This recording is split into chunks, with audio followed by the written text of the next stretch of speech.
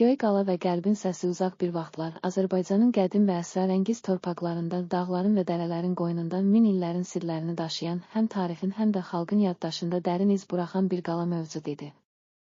Bu qala Göy qalaya adını daşıyırdı və onun divarları yüzlərlə il ərzində həm döyüş, həm də sülh dövrlərinə şahidlik etmiş, hər daşında xalqın əzəmətini, ümidini və qəlbin səsini əks etdirmişdi. Göy qalanın ətəyində yerləşən kiçik kənd, Səadətabad, həyatın hər tərəfini yaşadan, xalqın ənənələrinə sadiq və torpağın bəxş etdiyi zənginliklə dolu bir yer idi. Bu kənddə insanlar nəsillər boyu tarixin öyrətdiyi dərsləri, təbiətin gətirdiyi gözəllikləri və Allahın lütfu olan sevgi ilə yaşayırdılar. Kəndin sakinləri üçün qala yalnız müdafiə edən bir qala deyildi, o, həm də xalqın ruhunun, əzəmətin və sarsılmaz ümidin simvolu idi. Kəndin dar daşlı küçələrində hər səhər günəşin ilk şüaları ilə oyanan insanlar əl-ələ verib işlərini görürdülər. Onlardan biri həmişə ağıllı və mərhəmətli Həsən bəy idi. Həsən bəy Səadətabadda hörmət və məhəbbətlə yad edilən bir şəxsiyyət idi. Onun danışdığı hər söz tarixin dərindən öyrətdiyi hikmətlə dolu, insanın ruhuna təsəlli verən bir mənbə kimi idi. Həsən bəyin 2 övladı var idi. Böyük oğlu Elçin və incə qəlbli qızı Lətafət. Onlar həm atalarının sözlərindən, həm də Göy qalanın əzəmətindən ilham alaraq hər zaman insanlıq sevgisi və sülh arzusu ilə böyüyürdülər. Günlərin birində Səadətabadda qəribə xəbərlər dolaşmağa başladı. Uzaq şimaldan, dağların əhatəsindəki digər bir kənddən gələn xəbərə görə Göy qalanın qapılarından birinin arxasında əsrlərin unudulmuş sirlərini daşıyan bir xəzinə gizlənirdi. Xəzinənin mövcudluğu həm qəhrəmanlıq dastanlarını, həm də itirilmiş sevgi və xəyanət hekayələrini özündə birləşdirirdi. Bu sözlər kənd sakinlərinin qəlbində həm ümid, həm də qorxu yaradırdı, çünki hər kəs bilir, tarixin dərinliklərində gizlənmiş sirlər yalnız düzgün insanın ürəyindəki dərin hissləri oxuya biləcəyi incə bir dilə sahib olurdu. Elçin gənc və enerjili qəlbi ilə bu xəbəri eşitdikdən sonra özünü həyatın mənasını və qəhrəmanlığın sirrini tapmağa həsr etdi. O, atası Həsən bəyin sözlərini, torpaq insanın əsl evidir və hər daşında insanlıq tarixi yazılmışdır, yaddaşını həkk edərək Göy qalanın unudulmuş sirlərini öyrənmək üçün yola düşməyə qərar verdi. Yanında ona daim dəstək olan və ürəyində sarsılmaz ümid daşıyan Lətafət də getdi. Onlar bir-birinə sadiq dost kimi qəlblərindəki həsrəti və sevgi arzusunu qədim qala divarlarının sirlərini açmaq ümidi ilə paylaşırdılar. Səyahət uzun və çətin oldu. Dağ yolları enişli, yoxuşlu, qumlu və daşlı idi. Hər addımda sanki tarixin səsi min illərin acıları və sevincini daşıyan küləklə onların qəlblərinə çırpınırdı.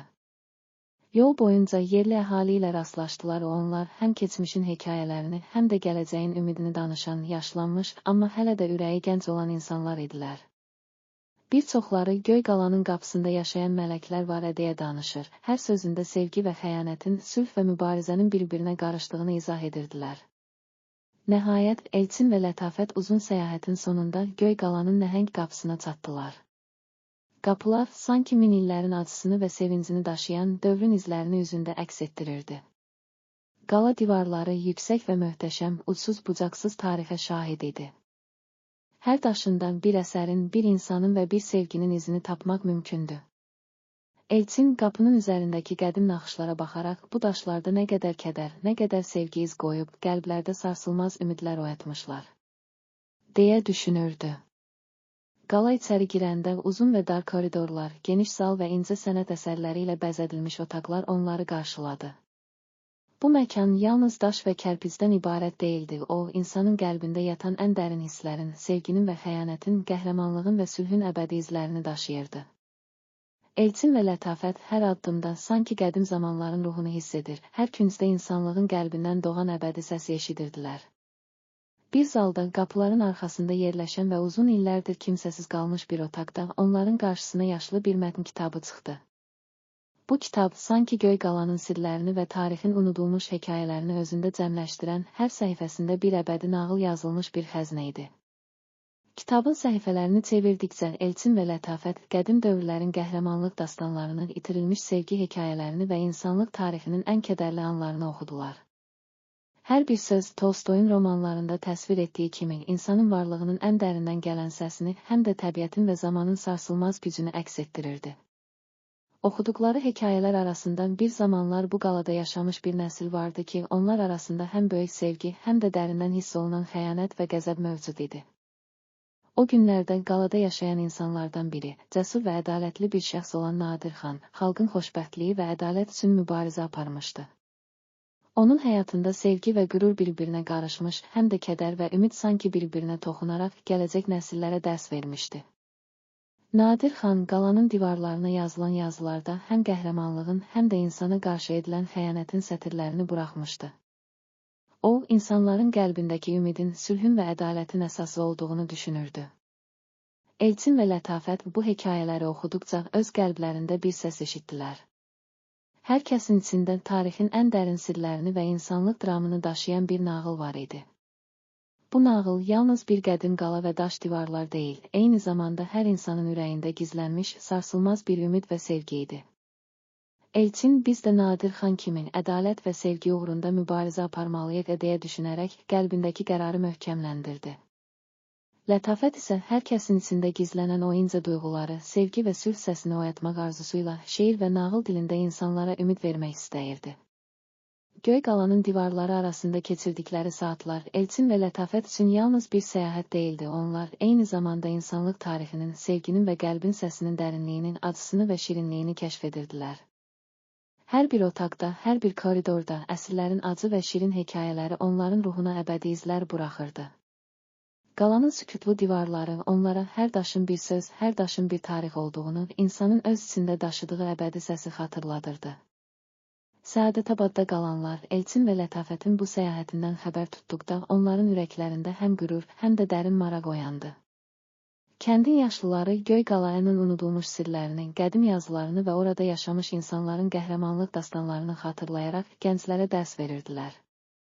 Həsən bəy evinin divarına asdığı köhnə şəkillərə baxaraq, hər bir insan bu qalanın divarları kimi öz tarixinə və qəlbinin səsinə sahibdir. Bizim öhdəmizdə olan vəzifə o səsi dinləmək və əbədi sevgi ilə yaşatmaqdır, deyə danışırdı. Beləliklə göy qalanın sirri həm də Səadətabadda yaşayanların qəlbində yenidən dirçələnən bir ümid və sülh əfsanəsinə çevrildi.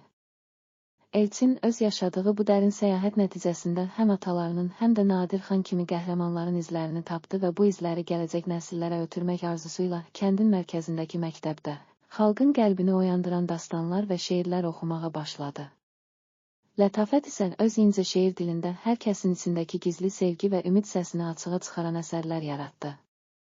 Hər kəs bilirdi ki, göy qalanın divarları kimi insanın ürəyi də hər zaman keçmişin acısını, sevginin şirinliyini və ədalətin işığını daşıyır. Zaman keçdikcə Səadətabadın sakinləri qalanın sirlərindən ilham alaraq torpağın hər küncündən, dağların qoynunda və çay kənarlarından insanlıq, ədalət və sülh uğrunda yeni hekayələr yazdılar. Onlar həm keçmişin dərslərini, həm də gələcəyin ümidlərini böyük bir vəhdət və sevgi ilə birləşdirərək öz aralarında bir ailə kimi yaşadılar. Hər bayram, hər toplaşmada göy qalanın sükutlu divarlarının, qədim yazıların və insan qəlbinin səsini xatırlamaq üçün mərasimlər keçirilirdi. O anlarda kəndin hər bir sakinin, tarixin dərindən gələn səsinin, əbədi ümidin və sevginin simvolunu qəlbində hiss edirdi. Beləliklə, Göy qala və Qəlbin səsi adlı bu nağıl Azərbaycanın unudulmaz torpaqlarında qədim tarixlə, insanlıq dramı ilə və əbədi sevgi ilə yoğrulmuş, nəsildən nəsilə ötürülən bir miras kimi yaşamağa davam etdi. Hər kəsin ürəyində qaranlıq gecələrdə belə o qədim qalanın işığı kimi sarsılmaz ümidin və sülhün əbədi səsi var idi. Elçin və Lətafətin səyahəti yalnız bir qala sirrini açmaq deyil, həm də insanın öz qəlbindəki dərin səsi, əbədi sevgini və inancı tapmaq idi. Və beləliklə tarix həm qəhrəmanlıq, həm də kədər, həm sevinç, həm də ümid dolu nağıl olaraq Azərbaycanın hər küncündə, Səadətabadın dar küçələrində, Göy qalanın sükutlu divarlarında və dağların ətəyində əbədi iz qoymağa davam etdi. Bu hekayə insanlara yalnız keçmişi xatırlatmaqla kifayətlənmirdi, o, eyni zamanda gələcəyə dair ümid və ilham verən bir dərs idi. Hər kəs Göy qalanın divarlarında yazılmış, tarixin və qəlbin səsinin sətirlərində öz varlığını və əbədi sevginin dəyərini hiss edirdi. Beləliklə, qalanın sirri hər bir insanın içindən öz qəlbində yaşayan və illər boyu sarsılmaz ümid və sülh simvolu olaraq Azərbaycanın qədim torpaqlarında əbədi olaraq yaşayırdı. Göy qala həm bir qala, həm də insanın ruhunun, tarixin və sevgiyə olan inamın simvolu olaraq min illərin öyrətdiyi dərsləri, acılarını və sevincini özündə cəmləşdirərək gələcək nəsillərə öyrədirdi. Həyatın əsl mənası. Keçmişlə gələcəyin bir araya gəldiyi, hər bir insanın öz içindəki sarsılmaz ümid və sevgi səsinin tapıldığı o əbədi nağıldadır.